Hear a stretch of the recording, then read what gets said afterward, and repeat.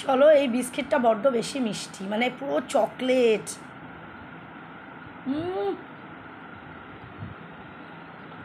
আমার চায়ের সাথে কী ভালো লাগে, এই যে কালো জিরে দেওয়া এই যে বেকারি বিস্কিটগুলো,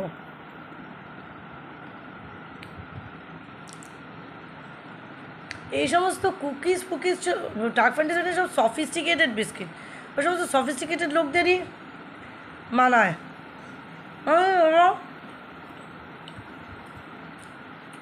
বহু নিচুর মানুষ বেকারি বিস্কিট, বাসি রুটি, বাসি লুচি, ওই যে আগে বেকারি বিস্কিটে ছিল না শক্ত শক্ত এস বিস্কিট, পটল বিস্কিট, ওগুলো তো আর দেখাই যায় না। ওগুলো চা দিয়ে খেতে দারুণ মজা লাগে। তারপর বাসি রুটি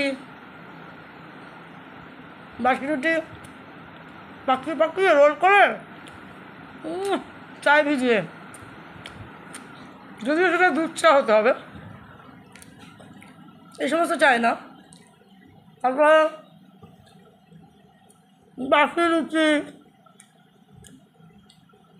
বাসি লুচিও চা দিয়ে খুব ভালো লাগে।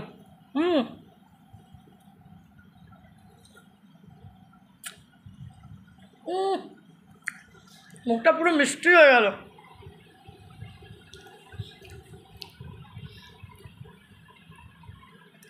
নটা বাজে, ছাদে যাওয়া যাচ্ছে না, জামা কাপড় মেলতে গেছিলাম, বাবারে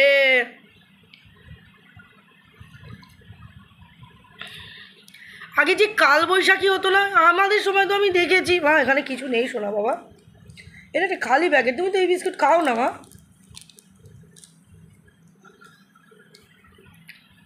আগে আমাদের সময় তো কাল বৈশাখী হতো, সেই আমার মনে পড়ে এই পয়লা বৈশাখের আগে আগে বা পরে পরে প্রচণ্ড ঝড় হতো, হ্যাঁ, অন্ধকার করে আনতো। কি এখন এই সমস্ত কিচ্ছু নেই, সব চেঞ্জ হয়ে গেছে, মানে ওয়েদারটাও চেঞ্জ হয়ে যাচ্ছে। আমাদের যে ক্লাইমেট, সেই ক্লাইমেটে এই কালবৈশাখী ইয়েটা, যেটা আমরা জিওগ্রাফিতেও পড়েছি, accompanied with thunder, storm, lightning, with heavy showers, তো ওগুলো গেল কোথায়? না, উইথ হেভি শাওয়ার্স ছিল না, তো লাইট শাওয়ার্স ছিল, পুরো ঠান্ডা করে দিত। এখন কালবৈশাখীর ব্যাপারই নেই।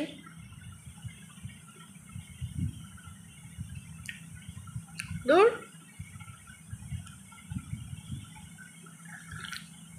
ওদের মনে আছে আমরা যেখানে থাকতাম, যে বাড়িতে ভাড়া থাকতাম, এই সেইখানেও এরকম একটা মানে পাশে বাসন্তীদের বাড়ি ছিল, সেই বাসন্তীদের বাড়িতে প্রচুর গাছ ছিল, ফলসা গাছ, আম গাছ, হ্যাঁ, তারপরে তোমার নারকেল গাছ। আর এই মানে এই যখন এই যে ইয়ে হতো, কী হলো, এই যখন তোমার এই কালবৈশাখী মানে ঝড়টর দিত, টপ সেই আম পড়তো, ইয়ে পড়তো, আর আমরা দৌড়ে যেতাম বাসন্তীদের বাগানে আম কুড়াতে, ফলসা কুড়াতে। এইগুলো এখন, এইগুলো মানে সত্যি কথা বলছি যে খুব মিস করি, এই জিনিসগুলো খুব মিস করি। আর কিছু মিস না, আর কিছু আমার কাছে মিস করার নেই, কারণ প্রচণ্ড আমার যে চাইল্ডহুড ডেজগুলো গেছে খুবই বিভীষিকার মধ্যে গেছে। কিন্তু এই সমস্ত কিছু কিছু টুকরো টুকরো জিনিসগুলো আমি খুব মিস করি, যে ঝড়ের সময় বাসন্তীদের বাগানে গিয়ে তোমার ইয়ে করা, আম কোড়ানো, ও এগুলো এখন আর সত্যি কোথায় আর বাসন্তী, কোথায় আর বিলে। তারপর ছিল নন্টে ফন্টে, নারায়ণ দেবনাথের লেখা নন্টে ফন্টে, কী অ্যাডিকশন ছিল নন্টে ফন্টের আমি একাদশ পর্ব অবধি পড়েছিলাম, কি ভালো লাগতো। তারপরে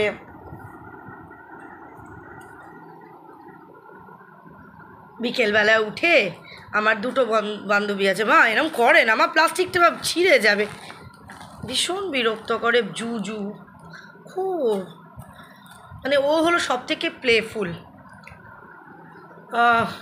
বিকেলবেলায় ঘুমের থেকে উঠে আমি চুলে টেরি কাটতাম, চুলে টেরি কাটা মানে তখন না মানে তখনকার দিনে যেরকম স্বাদ ছিল, এই সামনে যে সমস্ত বেবি হেয়ার আছে না, মানে আমি চুল বেনুনি করতাম, পেছনে একটা বেনুনি করতাম কি দুটো বেনুনি করতাম করে, আমি তোমার এই 3-4-এর কথা বলছি, কিন্তু বেনুনি করতাম তখন চুল বড় বড় আমার। আর এই যে বেবি হেয়ারগুলো থাকে না, বেবি হেয়ার, ওই বেবি হেয়ারগুলো ছোটো চিরুনি দিয়ে সামনে আঁচড়াতাম, আঁচড়ে মানে ধরো চুলটা একদম পুরো টেনে উল্টে হয়তো বেনুনি করেছি, আর সামনে দিয়ে ওই বেবি হেয়ারগুলোকে আঁচড়াতাম, আঁচড়ে তারপরে আবার এইরকম করে, আমি ঠিক বোঝাতে পারছি না, ঘুরিয়ে দিতাম, মানে জিনিসটা সামনে দিয়ে একটুখানি বেবি হেয়ারটা একটা ডিজাইন মতন হয়ে যেত। তুমি দেখবে আগেকার দিনের ওই সাধনা, তারপরে আশা পারেখ, এরকম জাতীয় ইয়ে করতো, কিন্তু ওরা বেবি হেয়ার দিয়ে করতো না, ওরা অনেকগুলো চুল দিয়ে করতো। এই যে এরকম জাস্ট গোল গোল ঘোরানো, আমার ওই সামনের বেবি হেয়ারগুলো টেনে এরকম করে দিতাম। ওই রকম একটা স্বাদ ছিল, কি সুন্দর। ওই তৈরি হতাম, বিকেল 4টে হলে তৈরি হয়ে যেতাম, চম্পা টুনি এসে ডাকতো, এ বনু, এ বনু, আমার তো বনু নাম, এ বনু, নিচতলা থেকে ডাকতো, আমি দোতলায় থাকতাম আমরা। হ্যাঁ, তারপরে বেরিয়ে যেতাম আমরা তিনজনে, চম্পা টুনি আমি, নয় চম্পার বাড়ি যেতাম, না টুনির বাড়ি যেতাম, স্পেশালি চম্পার বাড়িতেই যেতাম। কিন্তু চম্পার বাবা খুব, চম্পারা খুব বড় লোক ছিল আর কি, বিশাল বড় লোক চম্পারা ছিল, চম্পার বাবার মিষ্টির দোকান। চম্পা মানে ভালো নাম মিঠু। লাস্ট আমার সাথে মানে 2021 সালে অবধি আমার কথা হয়েছে, তারপরে আর কথা হয়নি। চম্পার জায়ের মেয়ের বিয়েতে করেছিল আমাকে, সেটা ছবিগুলোও আছে, তারপরে আর ওর সাথে যোগাযোগ হয়নি। যাই হোক, সেই সে গিয়ে চম্পাদের বাড়ি ছাদে দাঁড়িয়ে দাঁড়িয়ে আমরা গল্প করতাম, তারপর আমরা সে খেলতাম। কীরকম খেলতাম জানো, যে আমি মা হয়েছি, হ্যাঁ, টুনি আমার মেয়ে, হ্যাঁ, তো চম্পা টুনির বন্ধু, বা কোনো সময় মানে এটা আর কি তোমার টার্ন ওয়াইজ, কোনো সময় চম্পা মা হতো। খুব এইগুলো মিস করি, এইগুলো ভীষণ মিস করি। তারপরে আমার একটা বড় পুতুল ছিল, তখনকার পুতুলগুলো তো জানো, সেই মানে ঘাড় ঘোরানো, মানে মুখ মুন্ডুটা খুলে নেওয়া যায়, হাতটা খুলে নেওয়া যায়, ওরকম বড় একটা পুতুল ছিল, ব্লু কালারের, নাইটি পরা। সেই পুতুলের যে কতবার বিয়ে দিয়েছি, আর মাকে বলতাম, মা আজকে আমার পুতুলের বিয়ে, টুনির পুতুলের সাথে বিয়ে, মা সন্ধ্যাবেলায় কিন্তু বরযাত্রী আসবে, তুমি কিন্তু খাবার বানিয়ে দিও। তো মা এগুলো করতো, লুচি তরকারি বানিয়ে দিল, মানে একটা আলাদাই আনন্দ ছিল। মানে এখন তো না সেই পুতুল খেলা আছে কারুর মধ্যে, এখন তো সফিস্টিকেটেড ডলস চলে এসছে, বাবি দেখতে কাট কাট, সরু সরু ঠ্যাং। তো অ্যাকচুয়ালি আমাদের সময়টাই খুব ভালো ছিল, তাই না? খুব ভালো ছিল,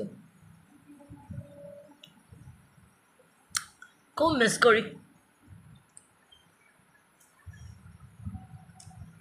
তখন অ্যাকচুয়ালি মাথায় চিন্তা ছিল, বাবার টাকা পয়সা ছিল না, আমাদের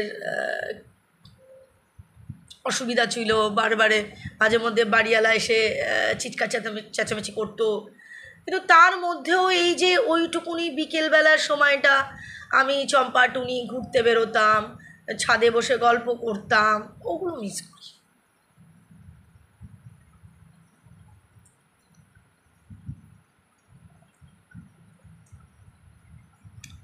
কোনো আমাদের মধ্যে কোনো হিংসামি ছিল না, কিচ্ছু ছিল না।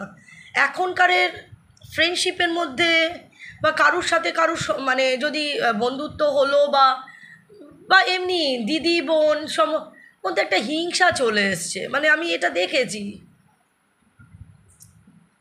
ঠিক কেউ কারুর জন্যে খুশি না, কারুর ভালো হলে সেটাই একটুখানি মুখ ভার, মন খারাপ।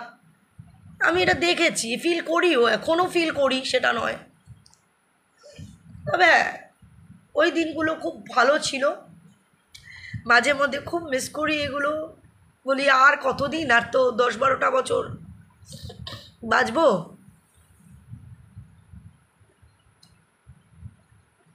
ওই দিনগুলো খুব সুখের দিন ছিল আমার। চলো, চাও খাওয়া হয়ে গেল, তোমাদের সাথে গল্প করাও হয়ে গেল। চলো আজকে আমি প্রচণ্ড ঝামেলা মোড়ে নিয়েছি, মুসিবত।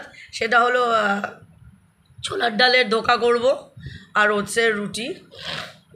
ডালটা বেটে রেখেছি, ডগিদের এই ভাতটা হয়ে গেল, মাংসটা হয়ে গেলে তখন ওইগুলো করব। এটা বিশাল ঝামেলা নিয়ে ফেলেছি, তো কিছু করার নেই, এগুলো করতে হবে। চলো আরেকবার চুমু দিয়ে দিই।